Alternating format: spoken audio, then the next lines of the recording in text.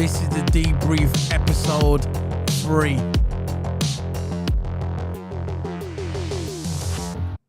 This is the Debrief episode 3. We're going to be talking about basically what happened after the race, all the news, where other teams could have done better. But that's what the debrief's about. And my co-Qs, my partner in crime is Toto Hammer. There you go. There's Toto Hammer. Listen, just put this video on now. Started doing a live stream like we always do every week. And how much Marco's moaning, man? How much Marco's moaning? How much Marco slams the FIA. Slams the FIA. For not making the end of the Australian Grand Prix even more. Basically, but what he's trying to say is that the FIA made the race more dangerous. That's what Helmut Marko's saying.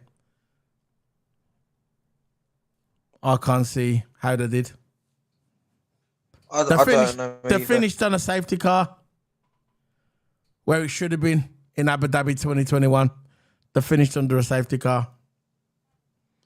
So what do you think? I'm quite one who was saying that you made the race. FIA made the race more dangerous.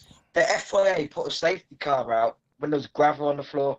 In my book, they shouldn't have done that, but they've still done it just to make it safe. Yeah. And I don't understand how the FIA made it unsafe. Yeah. The steward at lap 54, look, at the end of the day, man, it don't matter what lap it is, yeah? The stewards decided to red flag the race after 54 laps to clear Kevin Magnussen's car, right?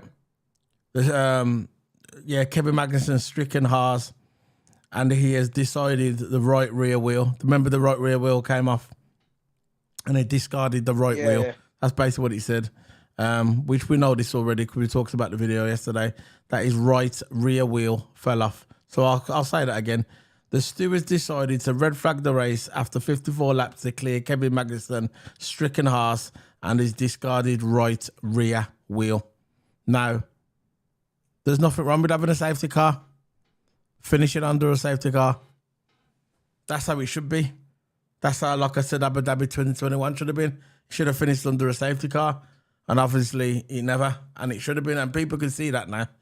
And the guy that was shouting his mouth off, like I talked about in the video yesterday the most, was Max Verstappen in the press conference with Lewis Hamilton sitting right next to him and looking at him like to say, yeah. You could read Lewis's face, his body language. So basically, that's Marco for you. Marco's always moaning. He just loves moaning just to try and stay relevant in the F1 world. So, the big topic is, well, it's not a big topic. It's what people are moaning about on the internet at the moment. Is Carlos Sainz getting that penalty. There's two incidents. There's one by Ocon, which one of my mates on Twitter has put up on Twitter. And there's a video footage of it of Ocon, just before Ocon and Gasly made impact. You saw Ocon taking the same line as Carlos Sainz.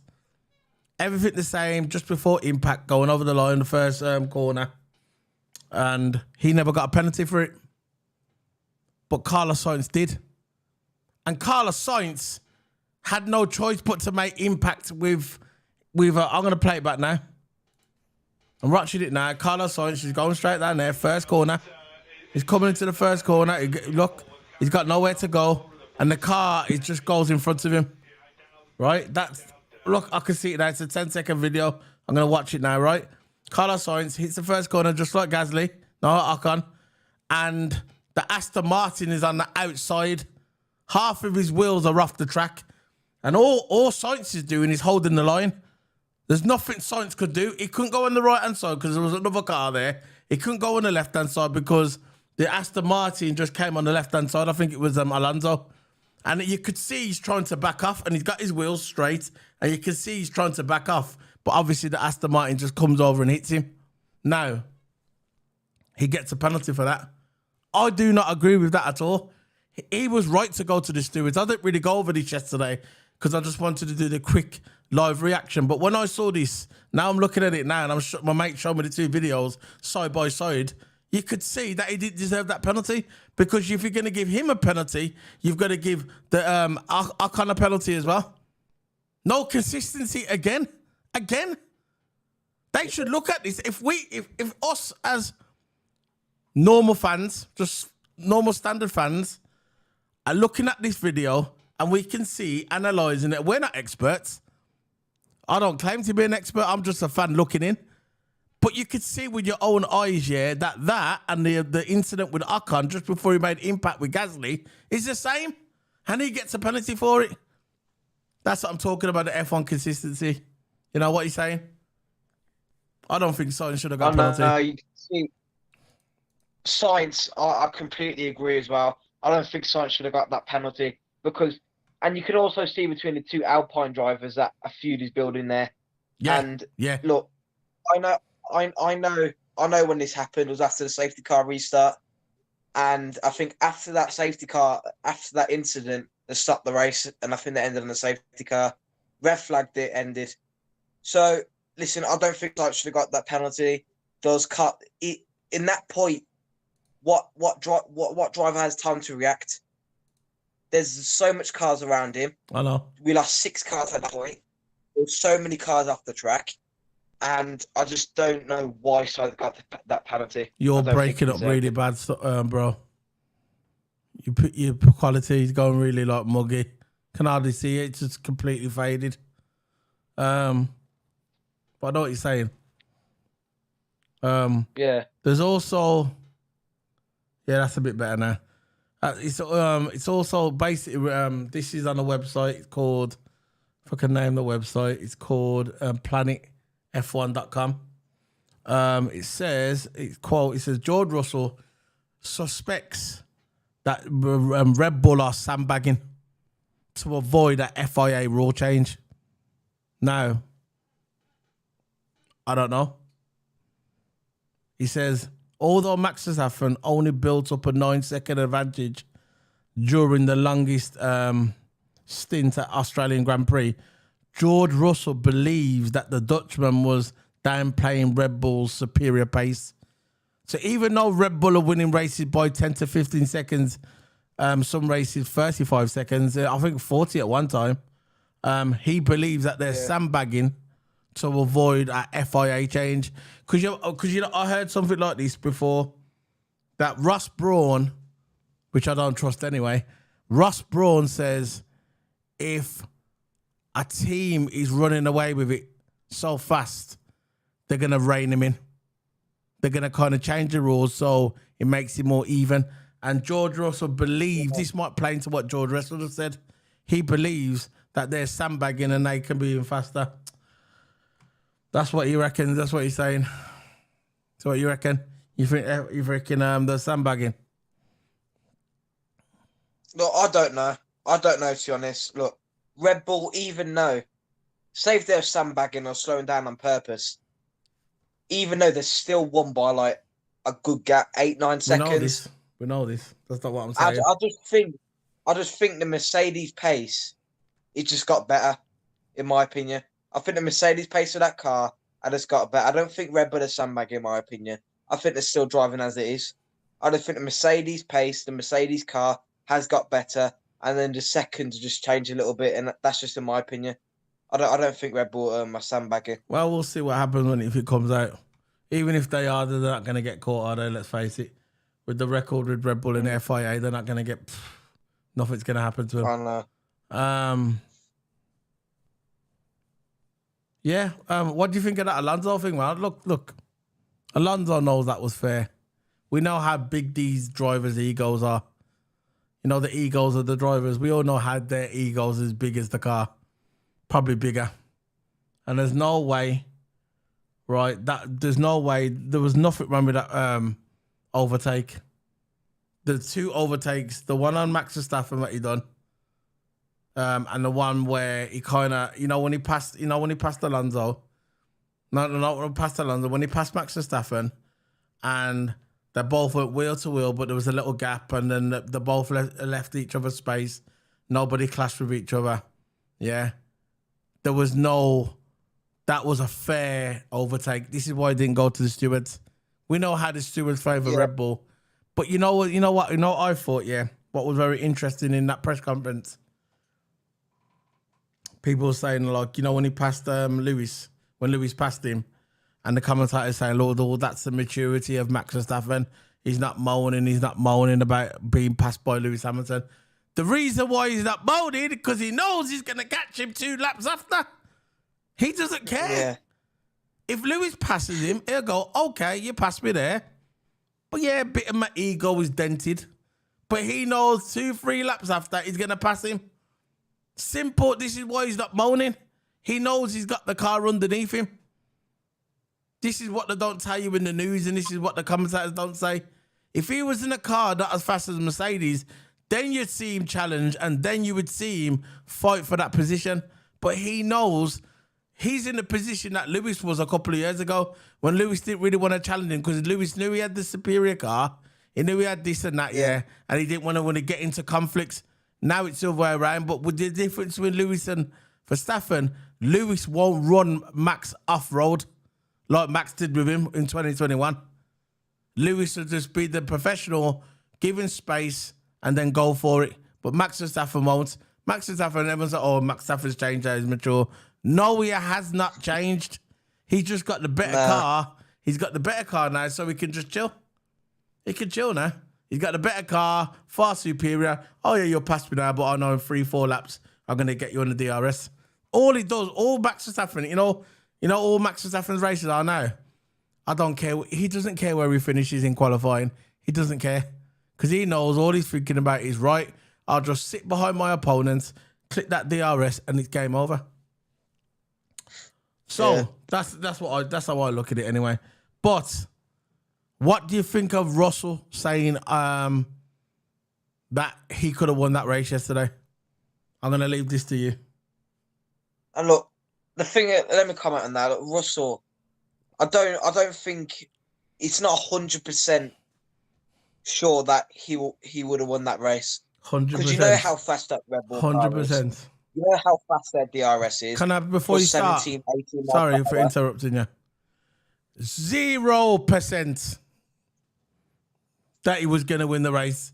Yeah, and look, especially on the DRS, they got the fastest DRS on that grid than any car. So that's a big advantage to Red Bull straight away. And look, Russell saying he might win the race. I don't think so. Because look at Lewis for an example. I knew that anyway. Nobody thinks that they would have won the race. That's what's funny. That's what's funny. Nobody thought that was. He's got 0 chance of winning the race. He would not have kept Max. Yeah. If Lewis couldn't keep Max Verstappen behind him for more than 3 or 4 laps on a DRS zone, how is Russell going to do it? And the thing about it, you can stick anybody in that car. You can stick any driver in that Red Bull car. Once they hit that DRS zone, they are going to pasture. It could be Mazepin, it could be Mick Schumacher, it could be Logan Sargent, it could be any driver you want. I will pick any driver on that grid you want. You don't even have to have the talent. Long as you can put your foot down and you're a half decent driver, you don't even have to be the best driver. As soon as you click that DRS zone, bye-bye. And that's all Max did. And for Russell coming out and saying, it was on for a win, that is, listen, Russell, yeah. I respect Russell, yeah. And I'm a big advocate of George Russell. But coming out with that statement and saying that, oh, yeah, the race was on. It was on for a win. When I heard that, I thought it was like, oh, dear, me. Better to not talk. Better to not talk. It's the best way. And take Lewis for an example. When Lewis is leading the race after the red flag, had the standard restart, Hamilton got a good start. 2 laps after, because every 2 laps after a restart, DRS activates. Yeah. And then you knew then Verstappen was going to pass Hamilton. Yeah. Easy. And that fast left-hander, you know it's a guarantee, because after the fast left-hander, DRS ends. They have that, I'll just call it the mini Baggett's and Beckett's because it looks like it anyway. Yeah. That swoop in corners, and then there's another straight, and Yeah. that's when DRS activates again, and you Yeah. just know Red Bull Max Verstappen's gonna beat him easy. But yeah. And you know what's weird though with this? It seems like, but I didn't notice this yesterday. This is what we talk about. We talk about it on a debrief. Have you noticed Checo's car don't seem as fast on the DRS? I'm not sure if it's me, you know. Because when I saw Checo right passing people on the straight, it didn't seem like it was as easy as Max Verstappen. I'm about on the straight. You know, it didn't seem like as fast. But we know how that is with Red Bull. I don't know what they're giving Checo's car, but it don't seem like it's fast as Max Verstappen. I don't care about the corners and the bends. I don't care about the slow speed corners. I'm about on the straights. On the straights, them cars should be the same. They should be the same on the straights. You put your foot down and you go for it. And Max Verstappen's car looks a lot faster than Checo's. That's just my opinion. What do you reckon? You think it does? I know. Because he started from the back, and it took him so long to come through the pack. That was Max starting from 20th or near the back. He would have been in the top 5. Exactly. Top 6. Exactly. So you know that Red Bull is obviously favouring Verstappen like they have for the past years. Always. You know they're just always giving him the best car. Oh yeah. And it's just a bit suspicious that after was it Jeddah when Checo got the win and he got the qualifying, he got the win and he was up for that championship. It's funny how everything's gone back to reality. Everything's gone back to they've kind of brought him back down a peg or two. Checo was so happy after the Saudi Arabia Grand Prix, got the quali, got the race win, and obviously he's challenging his own teammate. He's suspicious of his team now, asking them questions. And now he's coming into this weekend. It wasn't working for him in practice. It wasn't working for him in qualifying. And now it's his cars. He's just probably thinking, you know what? What's going on with my car? And it's not like he's hiding it in the press conference. He's coming out and he's saying it. He's saying it on the press conference. So good for him, man. But the team, you're only as fast as your team, you know. They want to make your car slow. I'm not saying that Red Bull are doing it, but if they want to, they can. So, that's it, man. That's it, really. There's something on here about Alonso, about his marriage, but I'm not going to get into that because that's not on a credible website. But yeah, I don't think Sainz deserved that penalty. No way. And he was right to go to the stewards. And if I was Ferrari, I'd go more further and try and get it overturned because that looked like similar to the Ocon incident just before Ocon and Gasly made impact when they got with the same corner. They go over the same chicane, same corner, the same bend. You know, the first bend at Australia, when you go straight down and there's that bend, they both go on the same bend. And he got the penalty for it and Ocon got away with it. So I thought that was a bit suspicious. But that's it, really. That's the end of the debrief. How long have we been going? 20 minutes. Whoa, time flies, man. 20 minutes. So that's the end of the debrief. After this, we're doing a live Liverpool. We're going to do a live Liverpool. Now we're doing the WWE now. We're doing a WWE review on what happened at WrestleMania.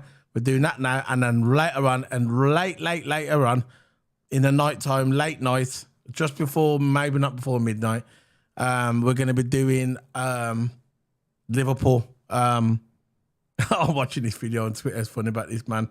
This young guy this old guy just done something funny on Twitter.